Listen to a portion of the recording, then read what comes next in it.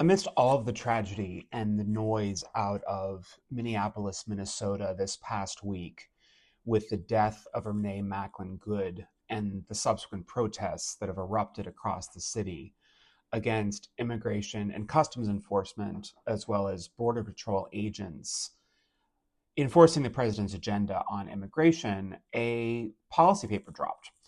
And it came from the Conservative Heritage Foundation, and it outlines their very pro-natalist package of policy for the American people. And it's quite dystopian. And I think that we're not thinking about this holistically. We're getting caught up in the rage, we're getting caught up in the everyday horrors that seem to occur now. And we're not taking a look at the long term planning, the long term thinking that's going into this administration's goals. So, this administration actually has a population plan.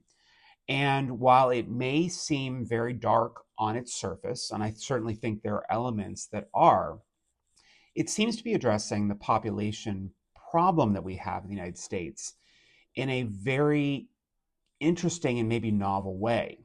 The first is that it's very anti immigrant. Let's be crystal clear about this. The administration is an anti immigrant administration, and they are actively working to remove not the violent criminals only, as they had suggested, but all immigrants who are here without documentation.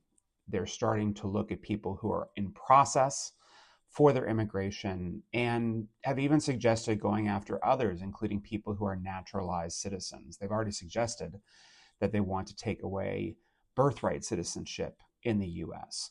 But on the other side of things is a very pro-natalist policy. And this pro-natalist policy is really focused on increasing the birth rate.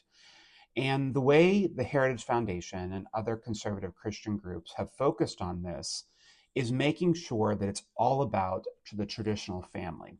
So they're looking at things like outlawing pornography, increasing boot camps for people to find traditional marriages, tax incentives for people to have more kids. The reality is that when you look at these things together, they don't work. They don't work in a policy framework. Countries have been trying to incentivize people to have children for decades now, and no country has solved that challenge, despite their attempts. And of course, removing immigrants removes social and economic capital from the nation. So I'm curious what you think. Like, comment, and subscribe. Follow for more at populationnext.com.